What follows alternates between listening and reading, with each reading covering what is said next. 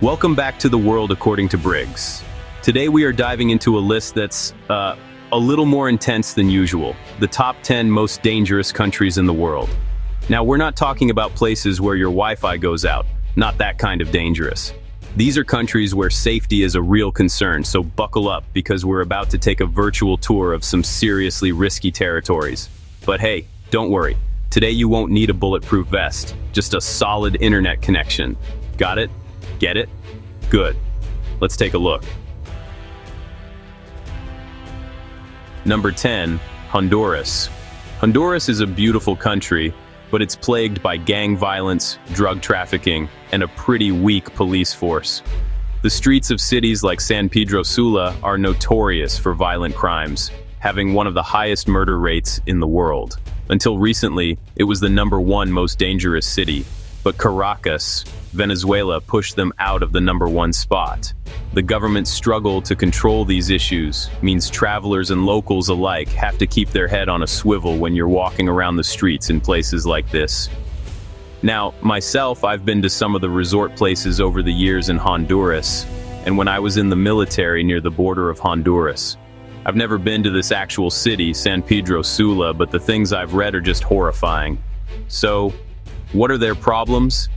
A. Gang violence.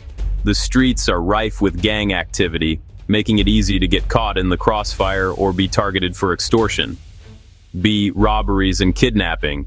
Tourists and locals are often targeted for robberies, and kidnappings for ransom are not uncommon.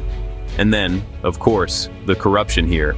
The police force is underfunded and often just straight up corrupt, so getting help in an emergency is, it's 50-50. Number 9, Somalia. Remember the movie Black Hawk Down? How horrible Somalia was? It was just this wasteland of warlords battling each other in the streets, then eventually battling the United States Army. Yeah, if you saw the movie, it is pretty much like that, except now, the US military isn't there anymore. Somalia has been in turmoil for decades, mostly due to a civil war and the rise of extremist groups like Al-Shabaab. This East African nation has practically no stable government, and piracy along the coast makes it even more dangerous, so you can get caught up in this garbage being offshore a couple miles. The lack of infrastructure and widespread poverty adds to the instability, making daily life a constant struggle for survival. So what are their issues that make them so dangerous? A. Terrorism. Al-Shabaab frequently carries out bombings, attacks, and kidnappings, especially in the urban areas. I mean, what's the point of going out to the middle of the freaking desert where there's like 6 people that have no money and kidnapping one of them? What's your ransom demand? 2 goats. B. Piracy. Traveling by sea is highly dangerous due to Somali pirates who target ships along the coast. We've all seen those videos. C. Lawlessness. With no strong central government, the rule of law is almost non-existent, making crime rampant. I mean, it's survival of the fittest here. Number 8, Sudan. Sudan's danger comes from ongoing conflicts and a fractured political landscape. The Darfur region in particular has seen horrific violence and genocide over the years. Even with peace agreements, the situation remains fragile, and tensions are still high between various groups. Add in poverty and scarce resources, and you've got a recipe for disaster. This place has been in a drought since the Romans were in this area. The Romans really stayed towards the coastline, but I'm sure they came out here and went, "Naus yes dickus, I don't think there's any water out here." So what makes this place so dangerous? Well, A. Armed conflict. Various regions, especially in the Darfur region, are still plagued by armed militias and government forces that are always clashing. B. Human rights violations, ethnic cleansing, and other atrocities are tragically common in the conflict zones. And C. A lack of health care. Access to medical care is extremely limited, making even minor injuries potentially life-threatening. Number 7, the Central African Republic. The Central African Republic, or C, is a landlocked country that's been torn apart by civil war and religious violence. Different militias control different parts of the country, making it a dangerous place where human rights abuses are common. The government barely has control over any of its territories, leading to widespread lawlessness. I watched a documentary on what's going on here with the different, civil war and all that. It was pretty horrific. Women will go into the jungle or the woods, whatever, to get water, and bad things happen to them there. If they take males with them to go get water, the males get killed, and bad things happen to them. So that's their life. That's what they have to deal with. So what makes it so dangerous? Well, militia violence. Different armed groups control large parts of the country, leading to frequent clashes and civilian casualties. Then there's ethnic and religious conflicts. Yeah, they got a whole bunch of that going on. Christians and Muslim communities can flare up at any time, and people start getting whacked. And of course, kidnappings.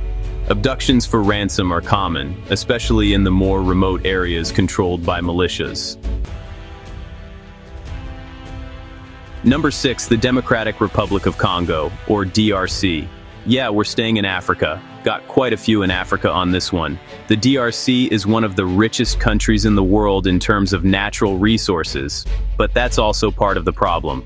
Armed groups constantly fight over these resources, leading to continuous conflict. The government is weak, corruption is rampant, and violence, especially against women, is shockingly common. Disease outbreaks like Ebola make it even more hazardous. So, what's their problem? Well, obviously, like I said, the armed conflicts. Various rebel groups and militias engage in brutal violence, especially in the eastern regions. Then there's sexual violence. Not gonna get into all that, but you know what's happening. And disease outbreaks.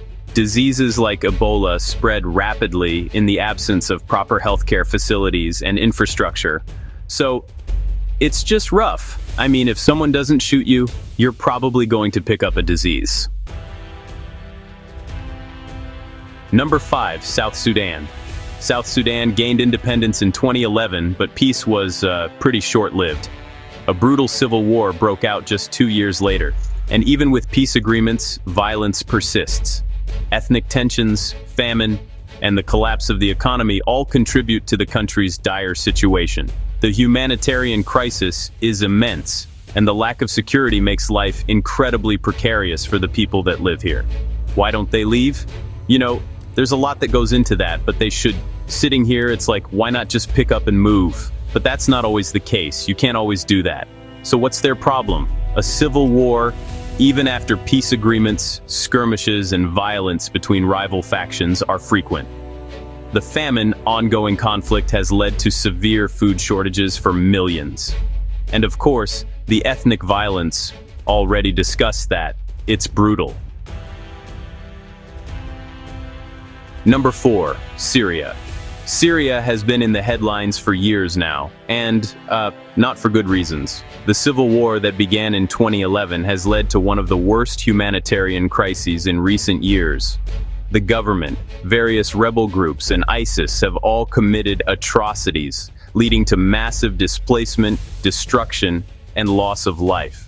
Even though the intensity of the conflict has reduced in some areas, the country remains a dangerous place with ongoing violence and instability. I mean, this is a country right now that's got about 20,000 mercenaries as we speak, and they don't have many laws they've got to follow. So, why is it so dangerous?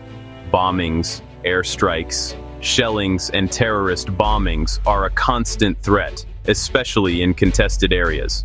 Kidnappings, both foreigners and locals alike. It doesn't matter. They'll pick you up, they'll ask for some money, and then they'll probably just kill you. Chemical attacks. There have been multiple instances of chemical weapons being used, causing horrific injuries and death. Number 3, Yemen. Yemen's situation is often called the worst humanitarian crisis in the world. The civil war between Houthi rebels and the Saudi-backed government has devastated the country. Bombings, blockades, and disease outbreaks like cholera have left millions on the brink of starvation. The infrastructure is in ruins, and there's no end to the suffering in sight. It's a place where the basics of life, like food and water, are luxuries. So, why is it so dangerous? The airstrikes.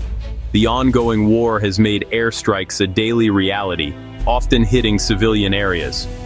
Famine and starvation, blockades and destruction have led to widespread food shortages, with millions at risk of dying from hunger. Disease outbreaks. With the collapse of healthcare, diseases like cholera have spread rapidly, killing thousands. Number 2, Afghanistan. Now that Afghanistan is somewhat calmed down, at least for the United States' involvement, there's some details coming out so you can get an idea of how dangerous it is.